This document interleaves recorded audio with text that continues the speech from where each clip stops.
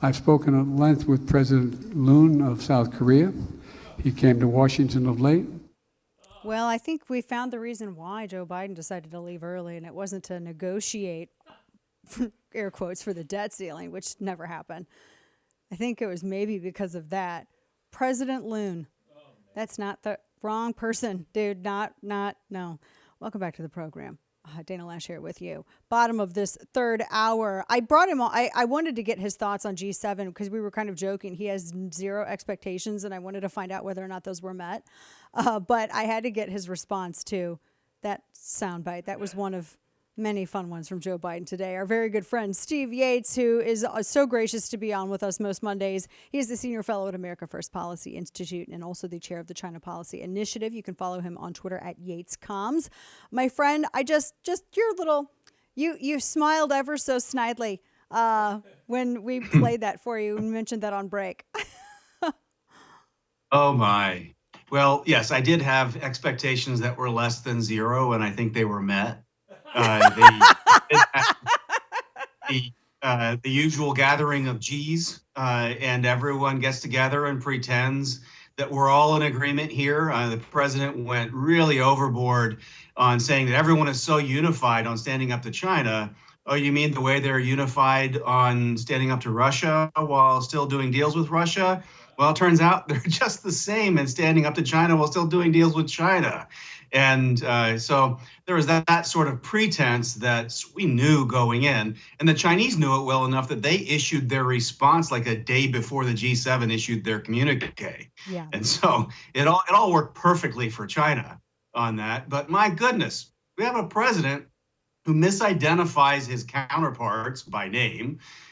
He goes fluidly from millions to billions to trillions as if those are the same things. They're not. And he claims to have balanced the budget, all while doing this stuff, maybe walking backwards and saying the alphabet backwards. I don't know, but it's an amazing skill to make this much up in such a short period of time. One of the things, and we're talking with our friend Stephen Yates, is that I noticed this. There's a really interesting piece in Wall Street Journal about Japan basks in newfound appeal to companies. Is it really newfound, or have they just, I feel like Japan has made more of an effort to try to bring, they've had this long, I guess since lockdown, this long plan to try to bring as much manufacturing back as possible, to kind of decouple, as it were, from China. And I mean, is it more of a testament to them making more of an effort? Because it's not, new. I mean, we've been working with Japan for quite a long time. Yeah, the Japanese leadership has been increasingly rational. That's something that's admirable. And they basically do more than they say, which is, I think, also an admirable quality. But these days, what they're doing should matter to a lot of Americans. Maybe Americans would be jealous that the Japanese have a government that actually pays incentives for companies to bring manufacturing back to their country, or at least diversify away from a country that wants to kill them. Yeah. And so it's a novel concept. The Japanese are practicing it. They need to do more. They're still very dependent on China in too many ways, but setting an example for what we should be doing. But you touch on an issue that is another one of my pet peeves, and I know you don't like my pet peeves very much. Love them, though. But, when we have the authors of The Pivot to Asia, who spun that yarn during the Obama-Clinton times, they never pivoted. Now they want to play another word game that we're not decoupling, we're de-risking. And the first thing the Chinese do is decouple from Micron Semiconductor. We had that as our headline right before you joined us. A flippin' break about this, our magic words are better than your magic words. And the Chinese sit back and say, I think we're doing just fine. Yeah, exactly. And they did. I thought that was interesting. They said that, well, the Micron produced that's a threat to Chinese national security. And then I had a bunch of TikTok sneezes, because that's what it sounds like when you sneeze in Texas. I was just, to that point, one of the things I thought was interesting when I was looking through some of the photos that have been taken, all of a sudden Vladimir Zelenskyy pops up. He was there at G7. That's a new development. So clearly they were trying to send a message to China and Russia with his invitation. Yeah, they were trying. I don't know how much this messaging is working. I mean, I think Zelensky's been very, very successful in sort of standing up with people. I mean, I think it's almost entertaining, in my view, that he considers it a blessing for people to be able to have time with him. And so it's usually we feel blessed if others who give us generous amounts of aid will take our time. But he graces everyone with his presence. Good for him. Yeah, And he he showed went to up the in his G. T-shirt. Yeah. Well, that's still better than the junior senator from Pennsylvania. I just got to say, like, every time I see him, and I get it because I see people arguing about this on social media, and they're like, he's coming from a war zone, Dana, you're so mean. But he dresses like Tactibro all the time. Yes, and no one at the G7 wants any tactical.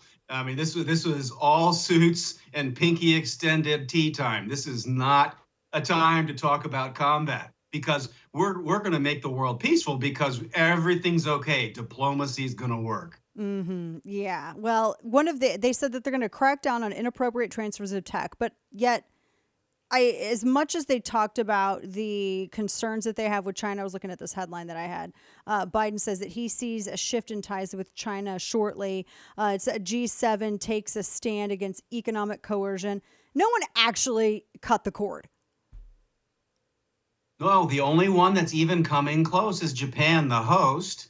And they've still got a ways to go. But the major European participants in the G7 are the ones that have undermined deterrence against Russia. And Macron made a mockery of himself. And if you want to pretend like you've got consensus with him, then you pretend that you have a policy for dealing with China. And so I think that's basically where our government is.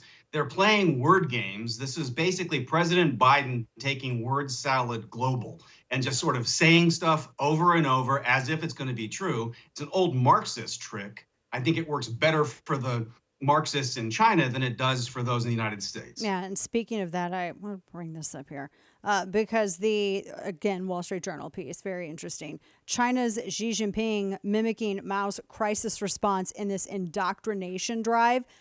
This is crazy. The subhead, spiritual baptism campaign comes as Chinese leader sustains damage from pandemic, economy, U.S. tensions. And he's taken, if one can, in a very controlling, commie political environment like China, if one can take a hit, he has taken a hit.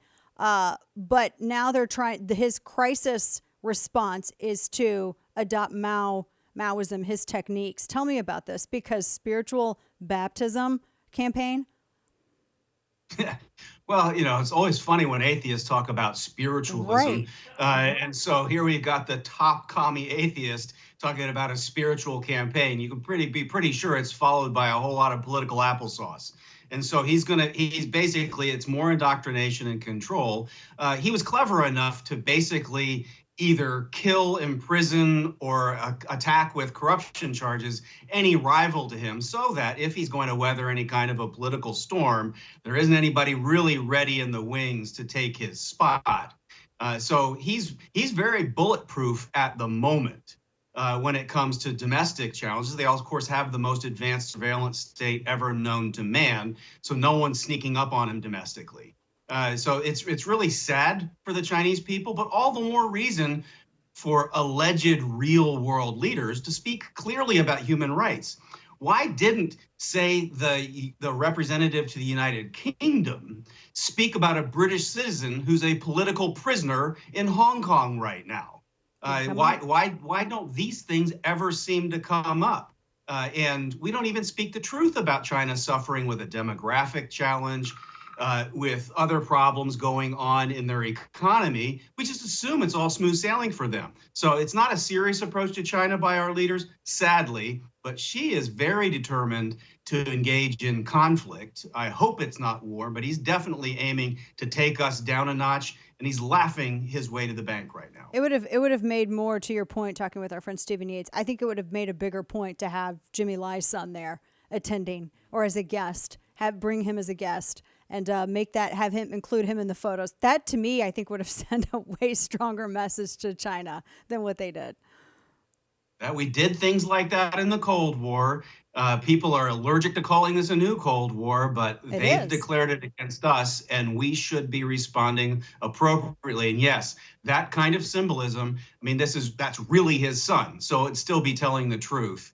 We used to have leaders that would do stuff like that. That's so sad that we don't. Our friend Stephen Yates at YatesComs on Twitter. My friend, always good to see you. Thank you so much for diving in on this.